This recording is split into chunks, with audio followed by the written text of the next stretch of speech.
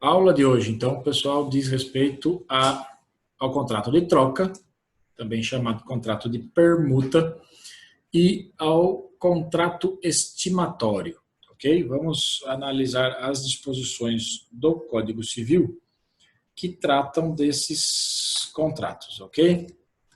Vamos lá.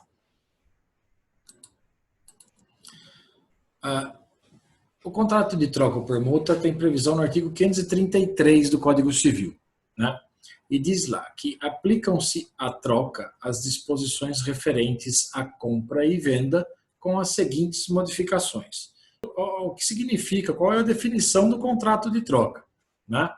O contrato de troca, ele é aquele contrato através do qual as partes se obrigam a dar uma coisa por outra, né, que não seja dinheiro, né? Porque se for dinheiro, aí você estará diante do contrato de compra e venda, certo? Mas ainda nesse ponto, é importante dizer que o contrato de troca, ele não se descaracteriza se houver complemento em dinheiro, né? O que se discute, se debate muito é assim, tá, mas o quanto esse complemento, né? Tem se dito, e eu percebi que vários autores sustentam isso, estabelecendo um limite de 50%. E por que isso? Porque, assim, não pode predominar no contrato de troca a reposição em dinheiro, né? O complemento em dinheiro, porque aí você estará predominantemente num contrato de venda e compra e não num contrato de troca, certo? Então, imaginem que as partes estabeleçam, em tese, né, ou coloquem no papel, um contrato de troca, em que eu entrego para você, por exemplo, um bem qualquer que valha R$ 100, certo? E você, eu lhe entrego um bem, não o dinheiro, né? Eu lhe entrego uma coisa. Estamos no contrato de troca. Ele entrega uma coisa que vale R$ 100. E você me entrega uma outra que vale 30 e complementa com 70 em dinheiro, né? Então, tenho a impressão que, nesse caso, estaríamos diante de uma venda e compra, não diante de um contrato de troca, porque o que está predominando aí é a quantia em dinheiro, né? Eu percebi que vários autores sustentam ou colocam como limite, né, 50%. Então, a reposição em dinheiro não pode ultrapassar 50% do valor da coisa, porque senão você estará aí diante de um contrato de venda e compra e não de um contrato de troca, certo?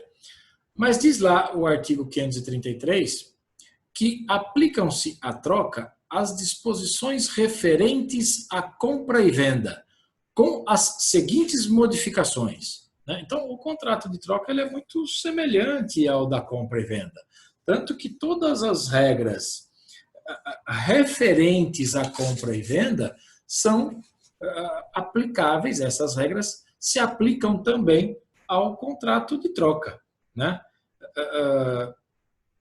Você a troca, dá até para pensar, né? Dá até para dizer que num contrato, né, mostrando a semelhança entre esses contratos de troca ou de venda e compra, né?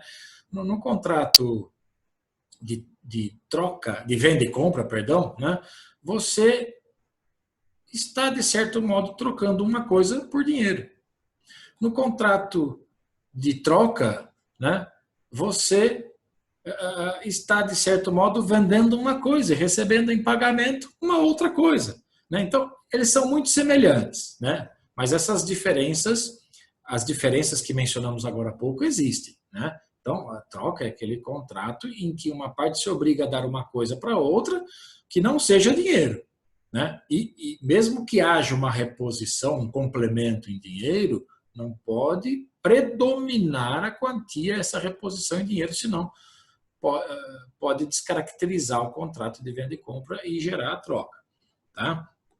Então, diz lá o inciso 1. Então, aplicam-se as disposições do Código Civil, da compra e venda, né, previstas no Código Civil, com as seguintes modificações. né? Então, diz lá, salvo disposição em contrário, cada um dos contratantes pagará por metade as despesas com o instrumento da troca, salvo disposição em contrário. Neste caso, da troca, cada contratante paga metade das despesas, né? Como era isso lá na compra e venda? Estava lá no artigo 490, né? Salvo cláusula em contrário, ficarão as despesas de escritura e registro a cargo do comprador e a cargo do vendedor as da tradição. Na troca, né, todas essas despesas são rateadas em partes iguais, né? A troca, embora tenha essa mesma natureza da venda e compra, como o próprio artigo diz, tem regras diferentes, né? Então, salvo disposição em contrário, cada um desses permutantes, né, das pessoas que estão trocando, paga por metade essas despesas, né? Há aí um rateio, é um tratamento diferente daquele dado à compra e venda, certo? Diz o inciso 2, é anulável a troca de valores desiguais, atenção para isso, valores desiguais entre ascendentes e descendentes, sem o consentimento dos outros descendentes e do cônjuge do alienante, né? O prazo para pedir a anulação disso está lá no 179, lembrem de quando estudaram a parte geral do Código Civil, né?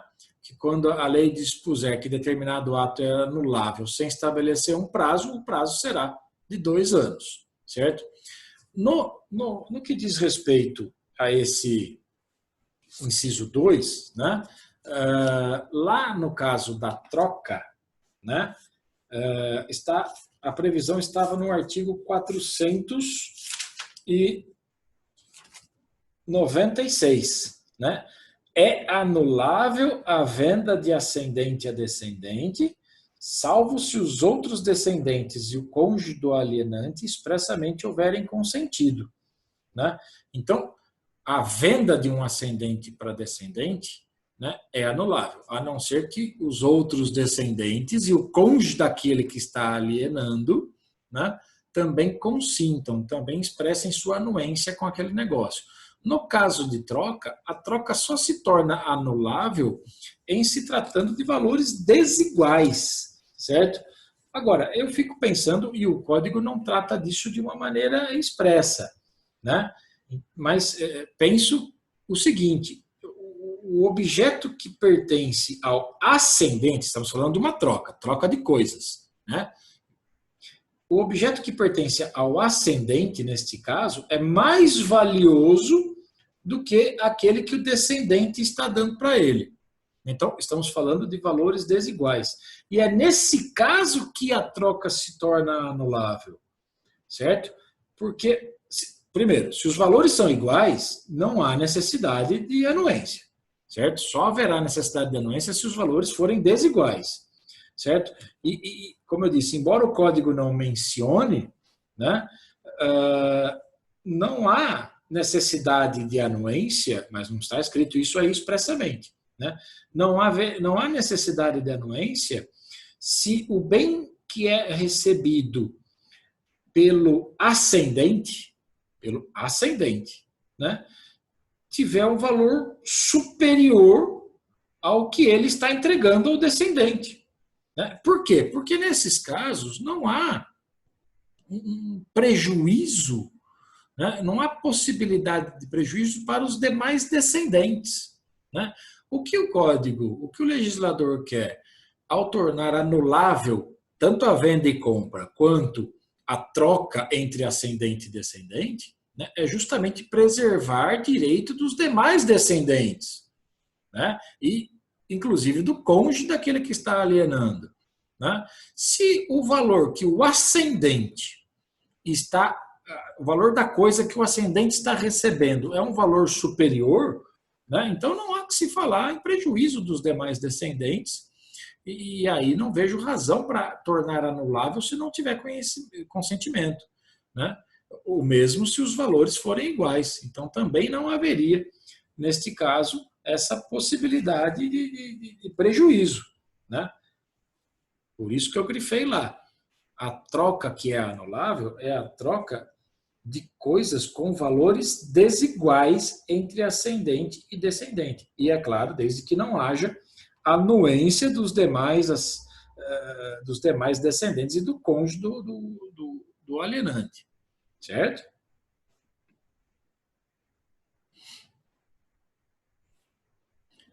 Seguindo, o contrato estimatório. O contrato estimatório, o outro.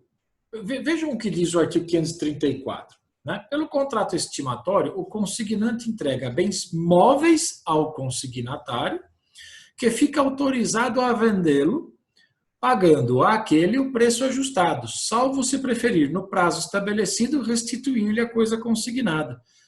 Nós estamos diante da venda em consignação, muito utilizada, né, muito utilizada na prática. Né? O contrato estimatório não tinha uma previsão no Código Civil. Né? Eu acho que se trata aí de uma previsão recente. Né? Observem que ele tem por objeto bens móveis, certo? É um requisito aí, né? Tem que ter por objeto bens móveis. E o objetivo dele é a venda desses bens móveis que são entregues ao consignante, né?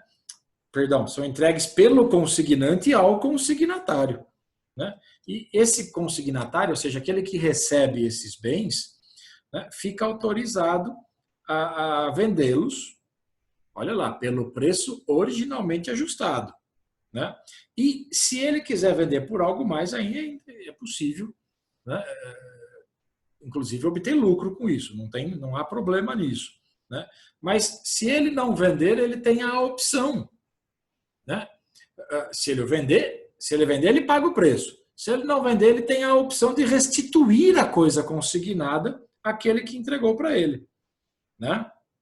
Então, para que exista esse contrato, tem que existir, por exemplo, a tradição da coisa.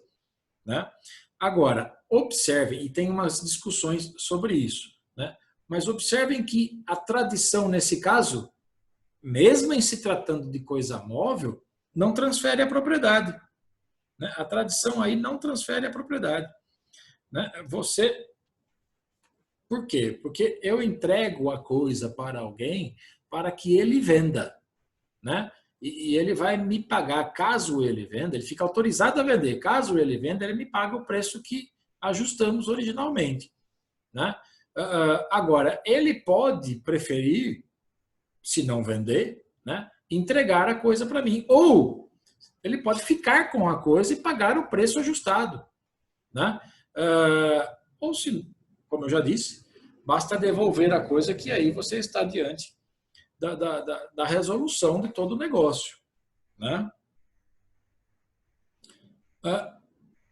Repito, bens móveis, certo?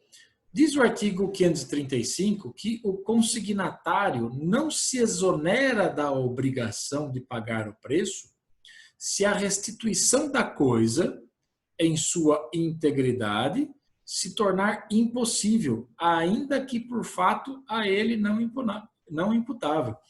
Então, o consignatário, que é aquele que recebeu o bem em consignação, né, para vender, né, ele não se exonera da obrigação de pagar o preço, né, se a restituição da coisa se tornar impossível. Né, mesmo, quer dizer, ainda que por fato a ele não imputável. Né. Esse contrato, ele se aperfeiçoa com a entrega. Né, com a entrega do objeto, da coisa, ao consignatário. Né? O que se discute aí, né, o que se debate um pouco é se transfere a propriedade, e não se transfere. Né? Eu sustento que não se transfere, porque só irá se transferir depois daquela opção lá, né? Olha, eu vou ficar com a coisa e pagar o preço originalmente. Ou eu vou pegar para vender. Se eu não vender, eu lhe devolvo. Né? E aí, ao se devolver, né, a propriedade da coisa, com todo esse negócio, continua com o consignante, né? Enfim, é um negócio jurídico que não se transfere a propriedade pela tradição, né? E a coisa, como diz o 535, pode se tornar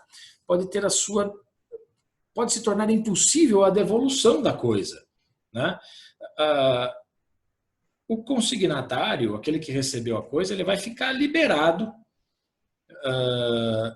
do dever não vai ficar liberado do dever de pagar o preço, né, se essa restituição da coisa se tornar impossível, né? Então, mesmo que a coisa deixe de existir, né, ainda que por fato alheio à sua vontade, então imagine ainda que por um ato de terceiro, a coisa explodiu, um caso fortuito ou força maior, ainda assim ele fica com a obrigação de pagar o preço.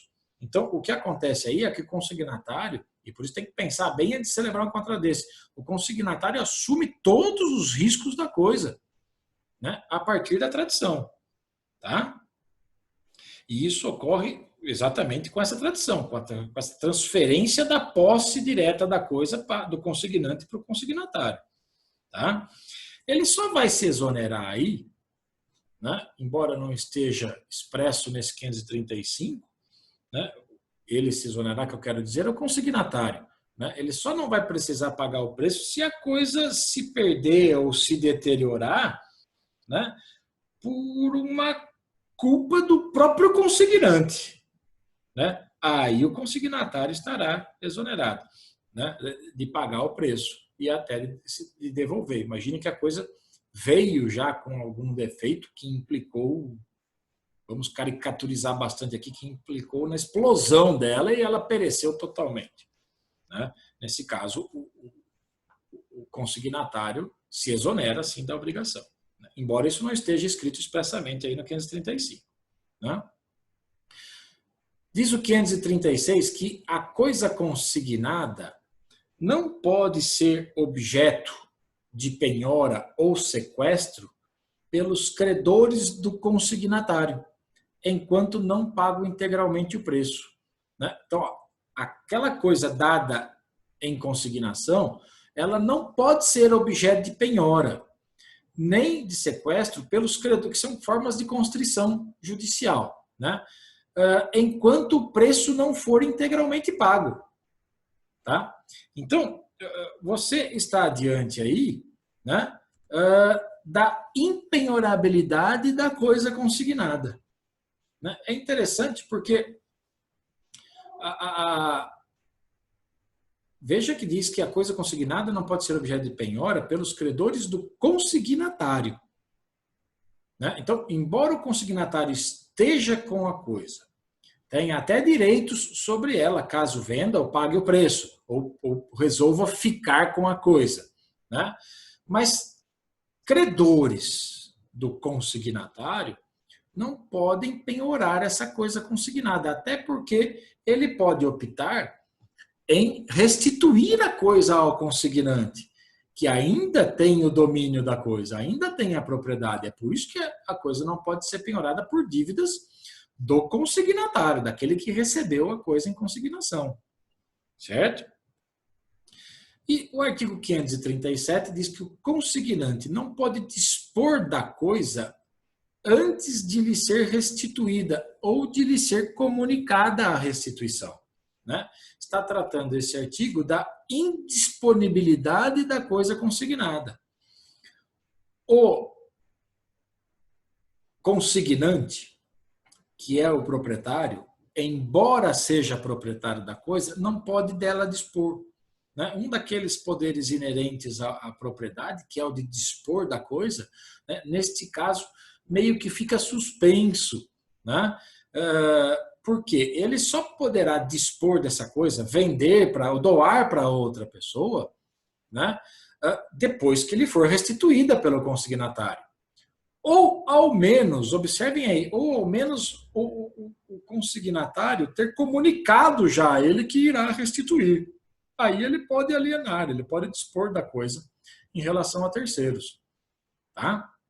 Então, o que esse 537 está tratando é justamente dessa indisponibilidade da coisa consignada, mesmo sendo de propriedade do consignante, né? Não pode ele vendê-la. Ok? Aí, essa é a aula de troca ou permuta, do contrato de troca ou permuta e do contrato estimatório, com uma análise sucinta dos artigos que dispostos no Código Civil acerca desses assuntos, tá ok?